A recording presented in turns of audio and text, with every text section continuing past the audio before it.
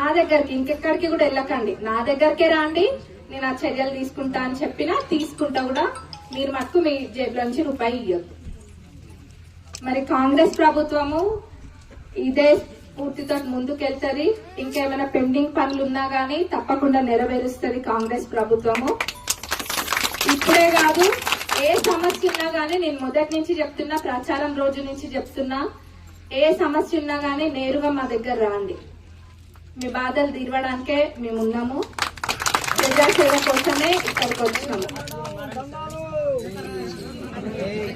మరి అందరూ కూడా దయచేసి అప్లై చేసుకోండి. పెన్షన్ కూడా రకరకాలుగా ఉంది, అది డయాలసిస్ పేషెంట్స్ కు ఉంది, ఇంకా చాలా మందికి ఉంది. అవన్నీ కూడా మీకు అర్థం కాకపోతే అధికారులను అడగండి. ఇంకా ఎవరైనా కూడా లాస్ట్ మినిట్ దాకా చేయని వాళ్ళు ఉన్నా కానీ నిజంగా వాళ్ళకి చాలా అవసరం ఉందని అంటే దాన్ని కూడా డెఫినెట్ గా ప్రభుత్వం దృష్టిలోకి నేను తీసుకెళ్తా. కానీ మీరందరూ కూడా టైం ప్రకారం చేయండి దాన్ని.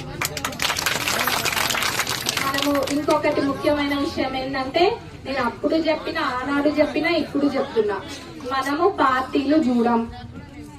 ఎవరే పార్టీ అన్నది దయచేసి అధికారులు, లీడర్స్ కూడా చూడకండి.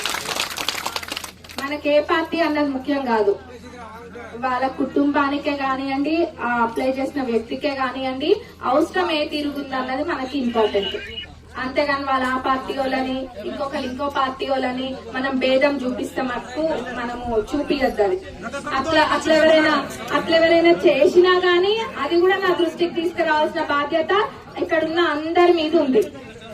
కాబట్టి అందరూ కూడా ఇది దృష్టిలో పెట్టుకోండి. డబ్బులు తీసుకోవద్దు, పార్టీలు చూడొద్దు, అర్హులైన వాళ్ళని మటుకు చూడాలి. ఇవన్నీ కూడా వెరిఫై అయితే తప్పకుండా మరి కాంగ్రెస్ ప్రభుత్వం అన్ని కూడా అమలు పరుస్తుంది.